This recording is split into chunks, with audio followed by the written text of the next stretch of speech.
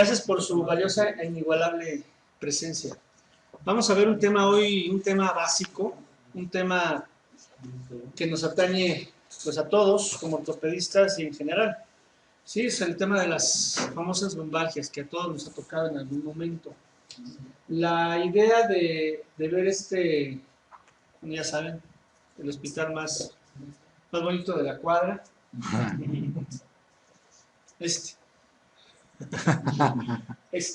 Bueno, lo importante de esto es que el 80% de la población, según estadísticas, ha presentado algún episodio de lumbalgia, de mediana intensidad, ligera intensidad o una lumbalgia intensa. ¿Quién de aquí ha tenido algún cuadro de lumbalgia? Claro. Entonces, en algún momento de la vida, ¿no? Y aquí lo importante. Entonces, empecemos desde el principio.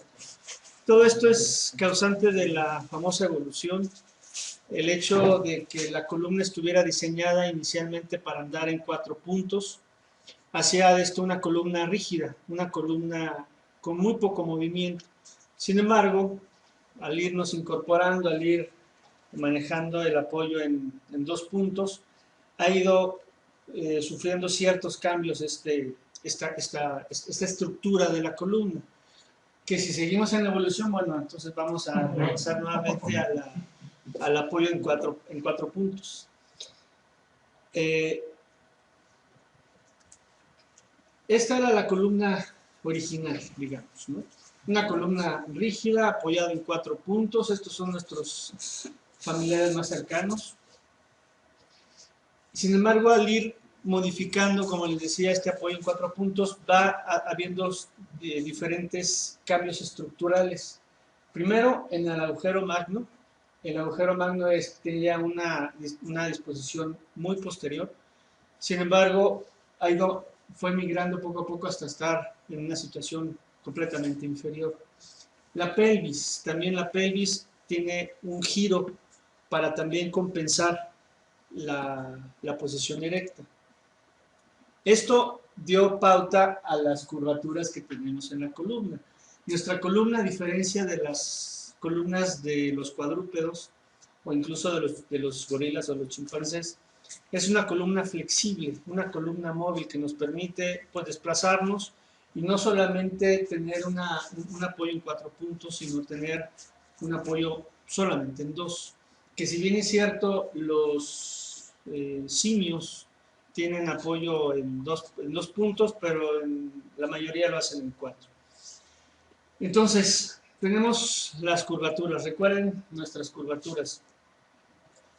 Al tener la postura erecta, se genera la lordosis lumbar. Sin embargo, el resto de la columna seguía recta, de tal forma que estaríamos con los hombros muy atrás. Viene entonces la curvatura de compensación, que es la cifosis, para ponernos hacia el frente. Pero seguiría la columna recta, entonces tendríamos el cuello, aunque tendríamos el torso recto, pero tendríamos el cuello hacia abajo. Esto ahorita nos tendría muy útil porque entonces nada más sacamos el celular y nos ponemos a estar así, pero tenemos que ver al frente. No así lo hacen, tampoco no. Entonces tenemos la vista al frente, para eso viene la última curvatura, que es la lordosis cervical. De ahí se explica las 3 curvaturas con el proceso de evolución. Ahora bien, esto hace que sea una columna o una estructura, además de ser una estructura móvil, es una estructura muy resistente. Para los que no estudiamos tanto las matemáticas, porque nos metimos a medicina, existe esta fórmula, que es una fórmula de ingeniería. Esta fórmula mide la resistencia de una columna. N al cuadrado más 1. N es el número de curvas, de tal forma que si tiene una curva, sustituyendo los valores, pues va a ser una resistencia doble. 2 curvas, acá no la fórmula, aquí se los pongo así ya para que no se compliquen estar con las cuentas. Y 3 curvas, que es el caso de la columna, que si bien es cierto existe la curvatura de la columna, de la parte lumbosacra o sacra. No es una parte móvil. Entonces, contamos solamente las tres, de tal forma que es una estructura que soporta 10 veces más el peso que una columna sin una sola curvatura. Entonces, a pesar de todo este portento de la evolución, a pesar de toda esta chulada de la ingeniería, pues ¿qué pasa?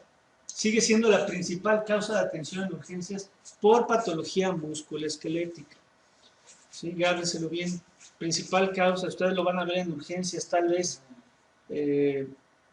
más frecuente que las fracturas distales de radio, más frecuente que las fracturas de tobillo, están las lumbalgias. Y de estas lumbalgias pues, podemos ver todo un abanico de intensidades de las lumbalgias. Primera causa de ausentismo laboral en personas menores a 45 años. Hay algunos que lo mencionan como la segunda después del resfriado común. De todas formas, siendo la primera o siendo la segunda, es un problema bastante importante por todas las repercusiones que tiene. Este es un estudio que se hizo aquí en México. Es un estudio que se hizo en el Hospital General de Tampico, en el Regional 6, aquí está, Regional 6, en donde analizaron la lumbalgia en sus trabajadores, en su personal. Entonces descubrieron algo, pues que a lo mejor nosotros sabemos, pero sin embargo es importante saber. Más frecuente en hombres, ¿sí? Muchos de estos por el trabajo que manejan. Hay personas que son trabajos muy intensos.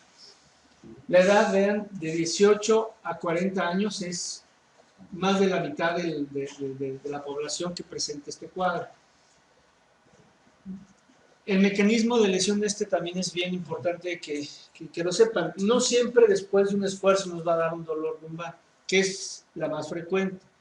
Pero también sin causa aparente dicen unas personas, bueno, usted se cayó, se pegó, bueno, simplemente empecé con dolor y algunos postraumatismo. Causas pues pueden ser muchas, factores mecánicos, inflamatorios y todos los que se ven aquí.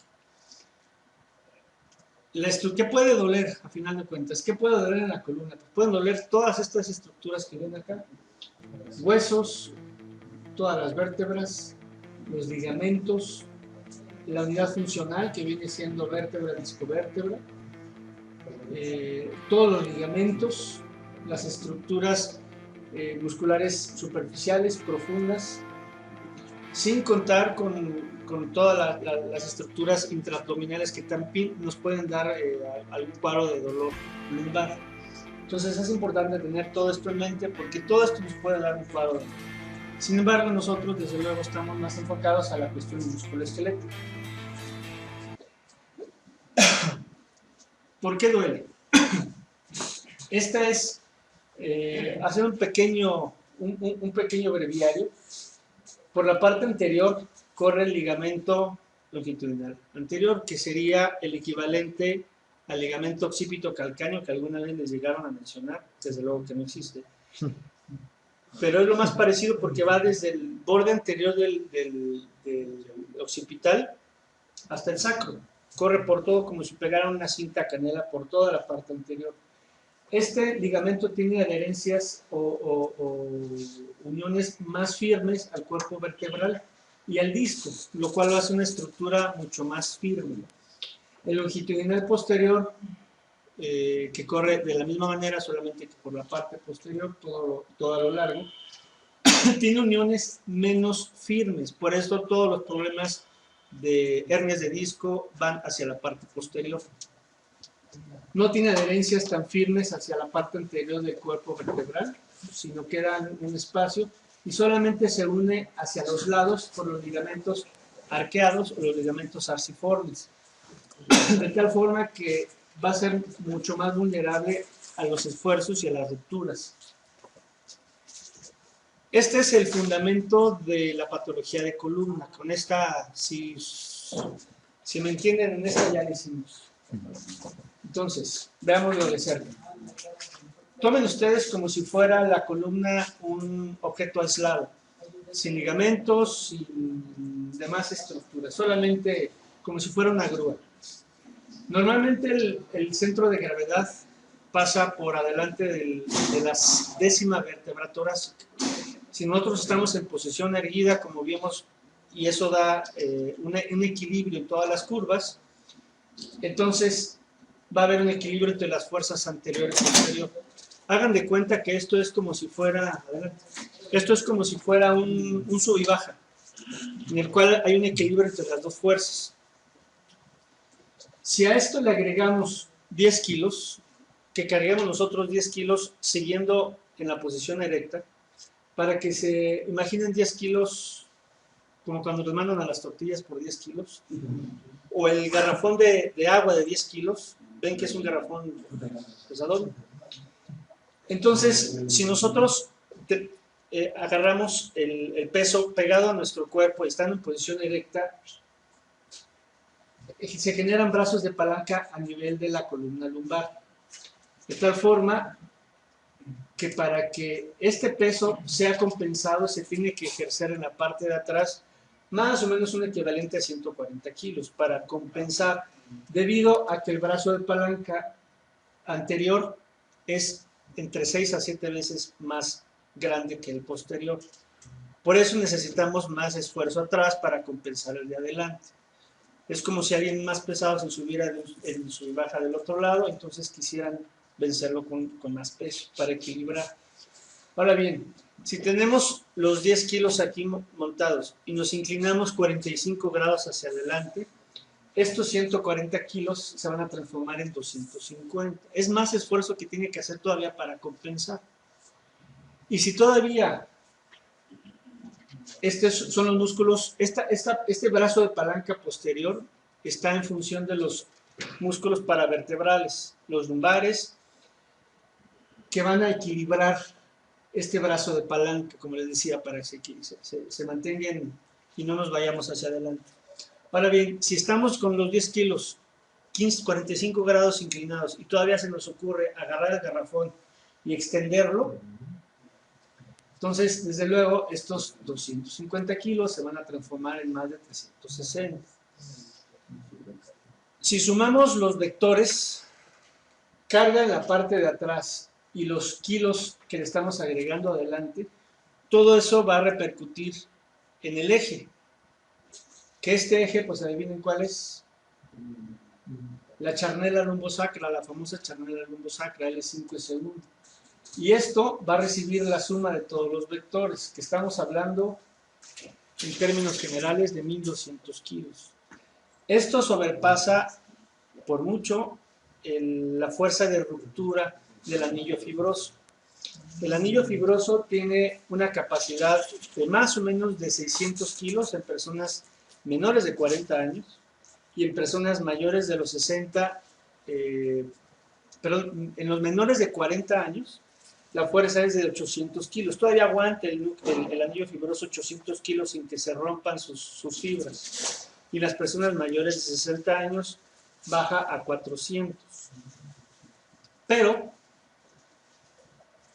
tenemos, ahora, esto era como una estructura aislada. Ahora, agreguémosle la cavidad torácica y la cavidad abdominal. Si nosotros le agregamos esto, vamos a tener un fulcro o una protección adelante para compensar todas estas cargas que hablamos. De tal forma que, ¿qué se les ocurre que debemos hacer para mejorar esto? Antes de hacer un esfuerzo, ¿qué es lo que habitualmente hacen? Entonces suben los pantalones y luego enderezarse, pero cuando van a hacer, ya tienen agarrado el peso, meten aire, ¿no? ¿Cuál es lo que se debe de hacer? Al meter ustedes aire o al que metamos aire, la cavidad torácica se infla, tiene aire y entonces se cierran las válvulas, la de arriba y la de abajo. Apretamos. Que aquí es cuando llega a fallar una de las válvulas, con el esfuerzo. Entonces es cuando nos gana la risa, exacto.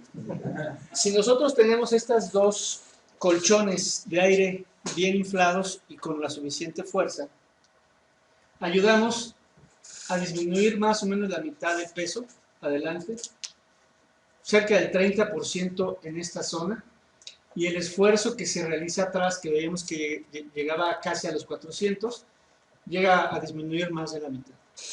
Entonces, todo esto va encaminado a saber qué está sucediendo en la columna, saber qué está sucediendo con las diferentes cargas para proteger la columna y entonces favorecer todos esos vectores que veíamos inicialmente, la respuesta que tenga la columna. Bueno, evaluación inicial. Vamos a preguntarle al paciente, ya metiendo ya más al área clínica, todas las características del dolor. El paciente va a venir a vernos porque le duele. ¿Cuándo inició el dolor? ¿Cuánto le ha durado? Localización, frecuencia, intensidad, qué tanto le limita para sus actividades cotidianas, y esto bien importante, el déficit neurológico si es que lo presenta, que eso es algo que tenemos que ver. Entonces, cuando ustedes revisen de primer contacto a un paciente con dolor lumbar, el primer parámetro que deben de ver ustedes es el compromiso neurológico. ¿Tiene compromiso neurológico o no tiene compromiso neurológico? Adelante. ¿Tiene compromiso o no tiene compromiso neurológico? Eso es bien importante. Eso lo vamos a ver en un momentito más. Y otra cosa es la inestabilidad segmentaria. Para esto nos vamos a apoyar con el estudio radiográfico.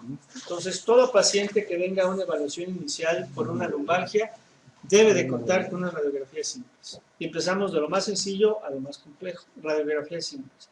No al revés, porque hay pacientes que les van a pedir que les haga una resonancia de primera intención.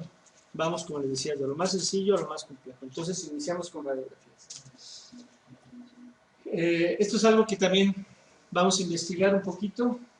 Qué características clínicas y qué otros datos vienen acompañados. Historia de cáncer familiar, fiebre, infección bacteriana reciente. Si el dolor persiste a pesar de algún manejo que se le haya dado y qué medicamento se le haya dado, si existe algún antecedente de trauma. Esto es lo que les comentaba, hallazgos clínicos. ¿Qué tan intenso es el dolor? Existe alteración en el control de esfínteres, que esto nos va a cambiar el enfoque que le demos de un manejo conservador y tal vez como paciente ambulatorio a una urgencia. Si existe la anestesia y si hay déficit neurológico progresivo, que les diga es que ya puedo caminar menos, ese antes puede hacer unas cosas y ahora puedo hacer menos, antes podía caminar tal vez 5 o 6 cuadras, ya no aguanto ni caminar ninguna, necesito el uso de alguna asistencia para caminar, tengo que irme colgado del familiar, en fin. Eso ustedes lo pueden ver. Y hay que diferenciar cuando llegue el paciente una lumbalgia a una lumbociatalgia. Son dos cosas que se parecen, pero no son lo mismo. Lumbalgia es el dolor puro en la región lumbar, nada más. Y como comentábamos, puede ser por un sinnúmero de causas.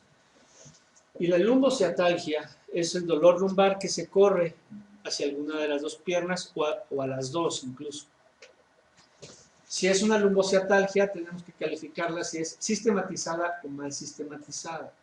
Sistematizada estamos hablando cuando el dolor y el compromiso neurológico sigue un patrón de un dermatomo específico.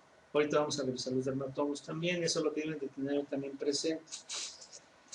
Y mal sistematizada cuando no sigue un patrón diferente. Es que me duele una pierna y luego me duele la otra y luego me duele aquí y luego se me sube el dolor, en fin. Estamos hablando de dos cosas muy diferentes, pero hay que diferenciarlas. Entonces, ya han visto estos mapas para los dermatomos. Recuerden, dermatomo es una parte de la piel que va a donde va la sensibilidad por una raíz específica. Entonces, lo que nosotros estamos viendo, región lumbar, de tal forma que L2 va por la parte interna, L3 hasta la rodilla por la parte interna también. Y aquí estamos más específicos. ¿Sí? L4 por la parte interna de la pierna, L5 por la parte externa y S1 por la parte posterior. De tal forma que hay puntos específicos para analizar cada dermatoma. L4, el maleolo medial. Si no quieren pasarle el instrumento de sensibilidad por toda la pantorrilla, solamente abóquense al maleolo medial. El L5, el primer espacio interdigital, ahí es donde va a ser más específico. Y S1 en la parte posterior, en el talón. Entonces, para que vayan enfocando más su exploración. Y con la exploración física, con la exploración clínica, ustedes van a tener ya una orientación bastante precisa de en dónde se encuentra su lesión. Estamos hablando principalmente del E4-L5. ¿El E4-L5 o el E5-S1? Esta es una prueba pues, básica, las pruebas de neurotensión, la prueba de la SEG o la SAGE, como dicen algunos, que curiosamente la persona que describió esto no era ni cirujano, mucho menos ortopedista, era psiquiatra. Entonces, entre sus pacientes los empezó a descubrir y a describir este signo. De tal forma que más arriba de 45 grados es una prueba normal, ¿sí? Que el paciente estire su pierna y la levante va a ser un dato de neurotensión negativo, no va a haber ninguna dolor al hacer esto. Esto debe de ser más o menos entre los 15 y los 30 grados, ya debe de presentar el dolor el paciente para que nosotros podamos decir que es un dolor, es una prueba positiva. Y el Bragar, que es el otro, también se trata de estirar el nervio para ver si existe dolor. Normalmente el nervio al salir del foramen discurre entre 3-4 milímetros de forma libre al mover la pierna. Si el nervio se encuentra atrapado por una hernia de disco, por ejemplo, no va a haber movimiento y va a haber la tensión y el dolor. El Bragar, no sean malos, no lo hagan con el paciente con la pierna hasta acá, porque todos va a salir positivo, incluso háganselo ustedes y les va a dar el dolor. Bájenle la pierna y entonces háganle una dorsiflexión forzada del tobillo. También debe haber dolor, pero generalmente si hay una prueba positiva, pues la otra también va a ser positiva. Tampoco se ensañen con el pobre paciente. Entonces, esto es lo que les comentaba.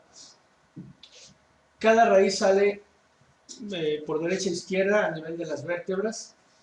A nivel de los forámenes, como les decía, sale 2 a 3 milímetros, 3 a 4 milímetros que discurre, pero cuando llega a haber alguna ruptura de las fibras, hay atrapamiento de la raíz condicionando dolor por 3 mecanismos. Uno, por la misma cuestión mecánica que les comentaba. Al no moverse el nervio y estar atrapado, duele. Número 2, al haber compresión de la raíz, ocasiona también isquemia. Entonces, por isquemia también va a doler la raíz. Y si además existiera la mala suerte de que se extruye el núcleo pulposo deja de ser vascular más o menos entre los 6-9 años. Después de eso, tiene su nutrición similar al cartílago, por difusión. Si se extruye, el organismo lo reconoce como un cuerpo extraño, entonces lo ataca de lisosomas, habiendo una radicolitis química, que puede ser los 3 causas. Entonces es un dolor bastante intenso.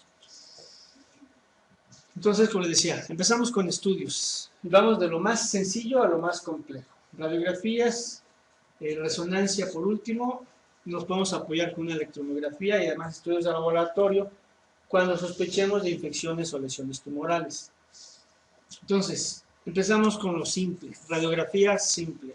¿Cómo saben ustedes que la radiografía que tienen ustedes enfrente es una buena radiografía AP? Empezamos con una AP lateral. ¿Cómo sabrían que es una buena AP? Que digan, esta sí me sirve, esta no me sirve, esta sí es valorable y en esta puedo encontrar datos. Primero, que esté de pie el paciente. Hay personas que llegan a tomar radiografías estando acostados. Esa no nos sirve, que sea de pie. Número 2, que abarque las 2 caderas. ¿Sí? Y desde luego, si queremos ver lumbosacra, pues que nos abarque la columna lumbosacra. Esto es extra, lo de arriba. Porque seguramente han visto radiografías como estas, en las cuales la información que tenemos es una información muy limitada. Ahorita ya con los sistemas digitales ya la mayoría van a ser como las anteriores, pero a veces llegamos a ver esto y la información que tenemos es limitada. Aquí apenas alcanzamos a ver las caderas. No sabemos si el problema también pudiera deberse a algún dolor referido por alguna coxartrosis. No sabemos si hay algún desnivel pélvico, si el equilibrio entre las crestas ilíacas es el normal. ¿Sí? Por ejemplo, en esta, ¿qué alcanzan a ver? Está bien, no es una faltan las demás, pero bueno, centrándonos en eso. Para ir viendo, para saber qué es lo que van a buscar, para que no estén como la cajera del Oxxo, que cuando les dan el billete lo empieza a ver, y no saben, pregúntenle, no les han preguntado, ¿qué ven? Igual ustedes cuando estén viendo la radiografía, sepan qué es lo que están buscando, y nada más, no, está bien.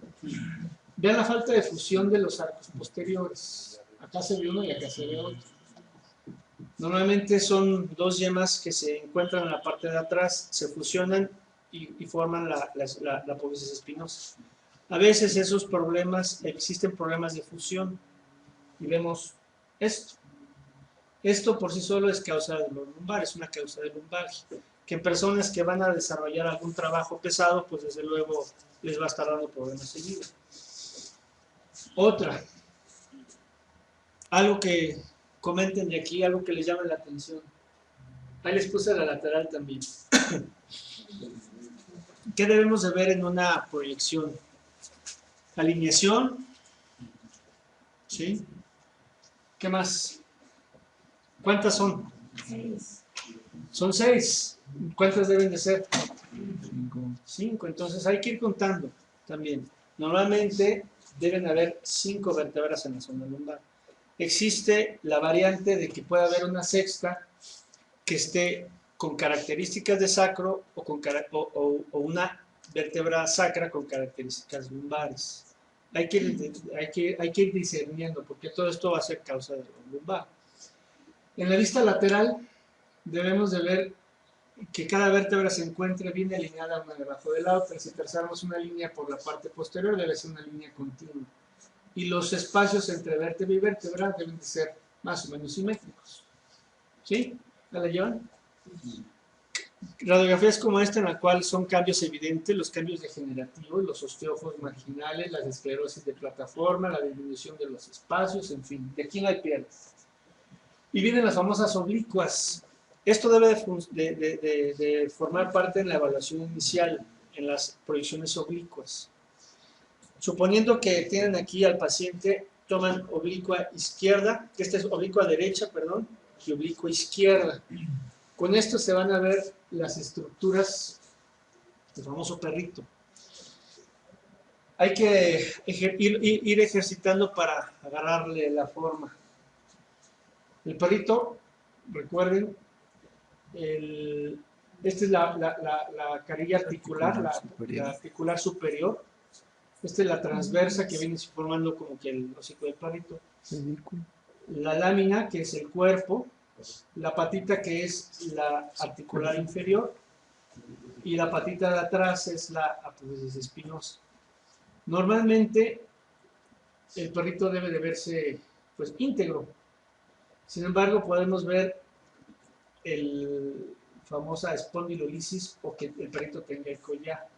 Que esto con ir educando la vista y sobre todo ir ustedes dirigiendo la atención van a poder determinar. Esta es la parte que se rompe. Esta es la lisis de la pars, la famosa lisis de la pars. Hagan de cuenta que esto es como si constituyera un gancho entre vértebra y vértebra. Si este gancho se rompe, no hay medio de sujeción y la vértebra puede deslizarse hacia adelante. Entonces, así es como se ve en una proyección lateral. Y ahí es donde tenemos que ir enfocando nuestra revisión. Vean aquí está bien clarito el perrito, el hocico del perrito. El pedículo, se me pasó a comentarles, es el ojo. El perro es un perro mediojón, pero así es el ojo. La oreja, que es la articular. El cuerpo, la lámina y la patita de abajo. Para comparen este con este otro. Aquí se ve el collar del perro. Cuando está roto pero no está desplazado. Cuando además de estar roto, está desplazado, el perro se ve como degollado. Y ya entrenando un poquito más el ojo, pues cuando ya no necesitan las oblicuas. Con la lateral se dan cuenta de que existe la lisis de la pars. Incluso vean lo que les comentaba, traza una línea por la parte posterior y aquí se ve un pequeño escalón. Entonces, entrenar, estar viendo es lo que le va a dar la fineza del diagnóstico en los estudios radiográficos simples. Tenemos también las dinámicas. Esto nos va a ayudar para saber si existe inestabilidad del segmento. Un segmento puede ser inestable en dos aspectos. Una inestabilidad traslacional, esto es que la vértebra se mueva hacia adelante y hacia atrás, y otra que sea una inestabilidad angular, que la vértebra bostece, digamos, que esta sería la inestabilidad angular, y esto nos va a ayudar para saber qué tan estable está el segmento en posiciones dinámicas, porque si lo vemos en la P lateral, pudiera comportarse diferente si lo corroboramos con las radiografías. Vean, por ejemplo, esta es una radiografía en extensión. Aquí se ve la lisis de la pars y la pérdida del espacio del disco intervertebral del E5C1. Si esta misma proyección la tenemos en flexión, vean todo lo que se desplaza hacia adelante y se llega arriba un poco más. Entonces, aquí estamos hablando de la inestabilidad traslacional. Tenemos la tomografía y la tomografía con medio de contraste, que también nos puede ayudar mucho. Ya no está tan en boga. Antes, cuando no teníamos resonancia, pues sí hacíamos mielografías a destajo, y era un estudio que nos ayudaba bastante. Y tenemos pues la resonancia, que pues ahí sí no hay lugar a dudas, nos saca de cualquier duda que tengamos, porque nos ayuda a ver partes blandas, partes óseas, ligamentos, músculos, nervios, etc. Como les decía, no es el estudio de primera intención. Hay que ir agotando poco a poco, porque la mayoría de los pacientes, cerca del 85% de los pacientes en la evaluación inicial, no requiere profundizar en estudios.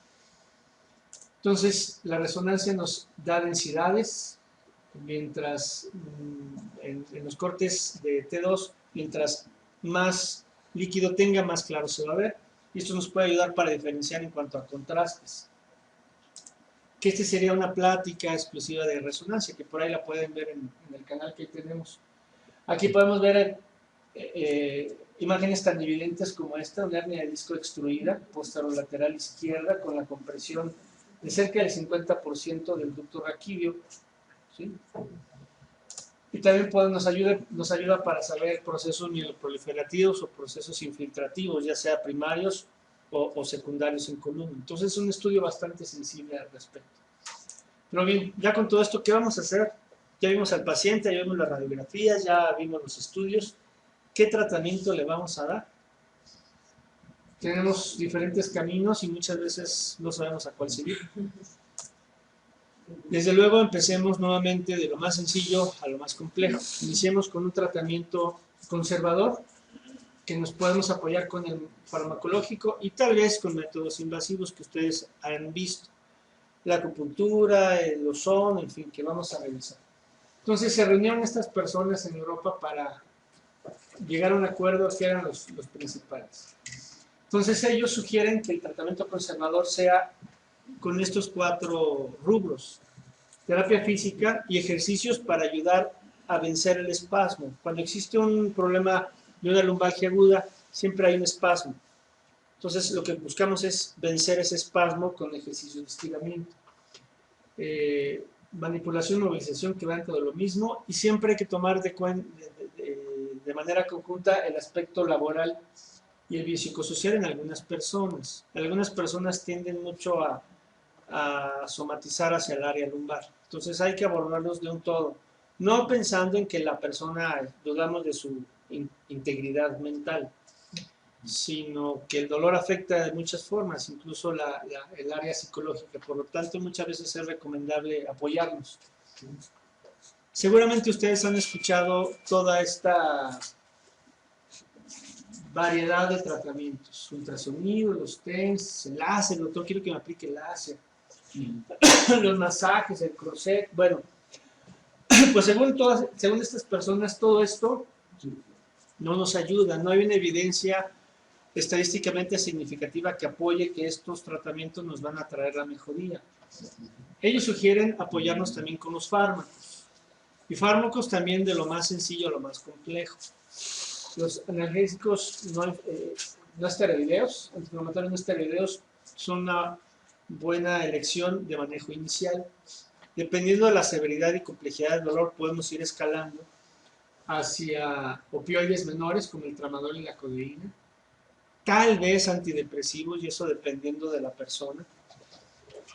Podemos ayudarnos también con relajantes musculares. Como les decía, siempre se acompañan de un espasmo, entonces hay que ayudar a vencer este espasmo. Tal vez les hayan mencionado la idea de la gabapentina. Pues bueno, según también estas personas, la gabapentina no tiene una evidencia estadísticamente significativa que apoye el tratamiento farmacológico. De tal forma que nos quedamos con los 4 primeros. Métodos invasivos que seguramente también han escuchado, ¿no? La acupuntura, los esteroides, inyecciones intrafacetarias asistidos por tomografía, que seguramente también han escuchado, la radiofrecuencia, la terapia térmica intradiscal, la denervación por radiofrecuencia, donde meten la canulita incluso con movimiento para poder abarcar todo el disco y poder quemar el núcleo pulposo y demás, pues tampoco. Ellos llegan a esta conclusión, ¿sí? No se recomienda para el dolor lumbar crónico no específico. Para el cuadro agudo tampoco. El cuadro agudo hay que tratarlo primero con analgésicos, antiinflamatorios y relajantes musculares para quitar la etapa aguda.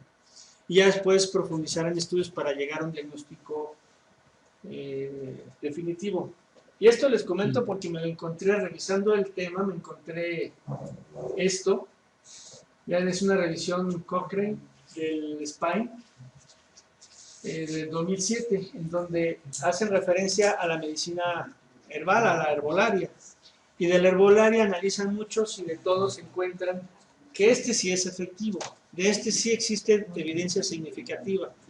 Yo no lo conocía, se llama garra de diablo, tal vez en el mercado de Sonora o en donde venden todas las hierbas y truquitos podamos encontrarlo.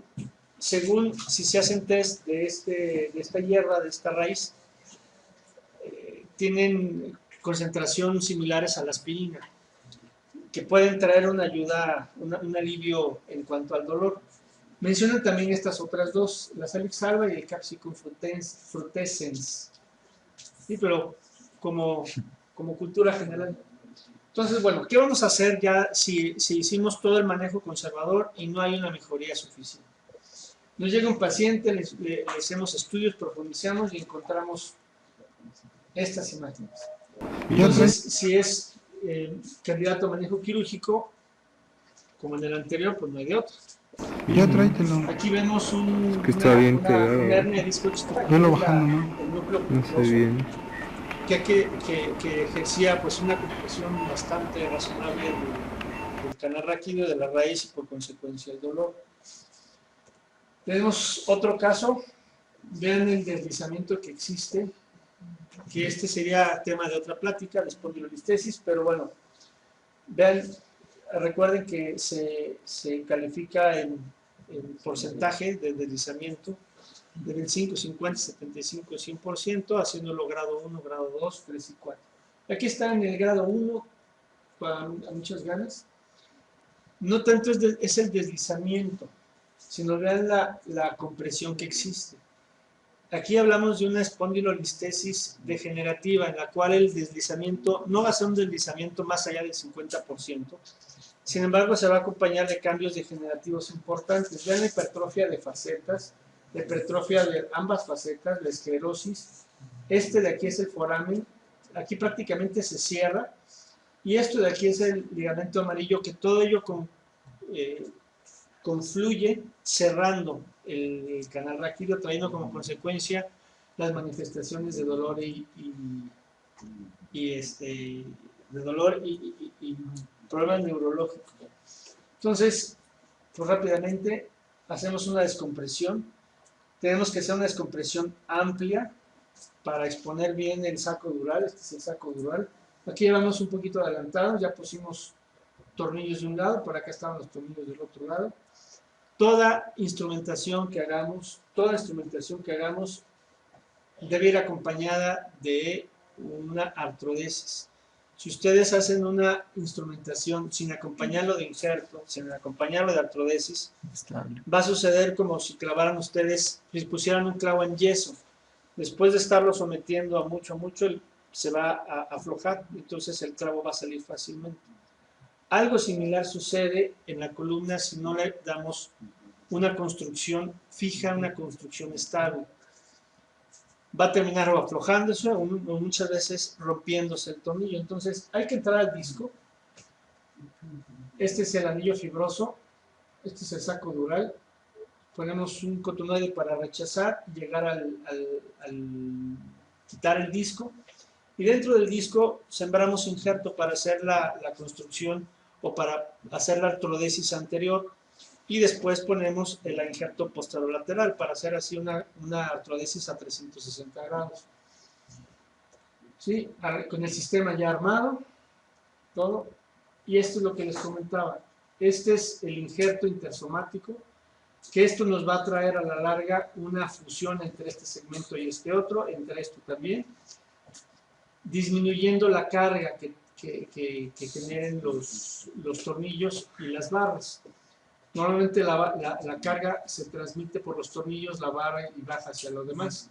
Si esto lo dejamos, llega a tener un ciclo en el cual, como les decía, o se afloja o se rompe. Si tenemos esta construcción y hacemos una artrodesis, entonces vamos a cambiar que la carga, en vez de pasar por el sistema, pase por la columna anterior, que es como fisiológicamente debe de ser. Y su construcción también debe de incluir una conexión transversa. Crosslink en algunos, el conector intertransverso en otros, en una casa comercial, pero esto hace que no exista el fenómeno de parabrisas. Si ustedes hacen una construcción sin este conector, puede hacer que cuando el paciente se mueva, haga este movimiento y también se llegue a aflojar. Entonces, hay que tener cuidado en estas cosas. Los valges de más de 3 semanas no es normal, hay que profundizar más en estudios. Siempre las radiografías simples, siempre iniciamos con esas. Ver si en la evaluación el paciente tiene déficit neurológico. Doctores que perdí el control de esfínter, doctores que ya no puedo mover la pierna, doctores que ya no puedo levantar el tobillo, en fin, encaminar su evaluación. Un apoyo multidisciplinario, como les comentaba, no solamente es que nosotros le demos el medicamento y el paciente creamos que ya está resuelto su problema. Rehabilitación, como les comentaba, tal vez el endocrinólogo para mejorar alguna patología de fondo o el control de peso. El apoyo en su unidad o en su centro de trabajo, dado que hay pacientes que no pueden integrarse a una actividad laboral normal, sobre todo si es una cuestión de gran peso. Lo más que se pueda agotar el manejo conservador. La cirugía es el último recurso, no el primero, salvo que el padecimiento sea lo suficientemente grave, como vimos algunas imágenes, pues entonces hacerlo. Y el manejo quirúrgico debe de planearse, no para hacer una cirugía, no la primera, porque en algunos pacientes se les maneja de que le vamos a hacer la primera cirugía para después, si no queda, hacer la otra. No, planearla para que sea, como les decía, no la primera, sino la última, para no someterlo a mayores problemas, porque después hay recidivas y el dolor lumbar difícilmente se llega a quitar. De manera paralela, como les decía, el ejercicio y sobre todo la prevención. La prevención es lo más importante. Como vimos, nuestra columna está sometida a grandes esfuerzos, pero si no la cuidamos, si no le damos su mantenimiento, nos va a dar problemas. Cuida la postura, planificar los esfuerzos. Esto no es hacer valiente, sino hacer todas las recomendaciones que comentábamos. Control de peso y un ejercicio encaminado a mantener en tono los músculos del abdomen y los músculos de la zona lumbar. Esto nos va a ayudar a tener nuestro corset o nuestra faja natural y que esto nos proteja para los esfuerzos. Algunas recomendaciones, no necesariamente de piedra tiene que ser la cama, pero sí que no se hunda, porque luego hay colchones que hasta tienen la cucharita, no la forma, ya nada más como no en el molde. La postura al sentarse, si va a estar trabajando uno por mucho tiempo, ahora que van a hacer ingresos o cosas así, que estén bien. Si va a estar de pie por mucho tiempo, subir en el banquito, ya sea en el carro de supermercado, por ejemplo. Subir, con esto disminuimos la tensión de la lordosis y ayudamos a mejorar la tensión. No estar trabajando de manera encorvada. Como veíamos, planificar esfuerzos. Y regresamos a una de las diapositivas donde si estiramos le vamos a dar mayor esfuerzo. Entonces todas las cargas que lleguemos a hacer van a ir pegadas al cuerpo para precisamente no darle más esfuerzos de la parte posterior. Desde luego, si no, sino doblarnos con las piernas. Somos muy propensos a que se nos caen las llaves, la pluma, y nos vamos a agachar así. Entonces hay que tener cuidado con todo eso. Los que tengan hijos, sobrinos y demás, pues también, ¿no? También pesan, ¿no? Cada vez más según la edad. Y esto basa en la prevención. Sí, bueno, ya saben, el canal, ahí estará la plática en breve, y las demás pláticas también las pueden ir consultando ahí. Ahí vamos teniendo las cosas. ¿Sí? Búsquenlo así como Magdalena Salinas. Ahí está nuestro canal. Y es todo, señores. Muchas gracias. Vamos a hacer el escape.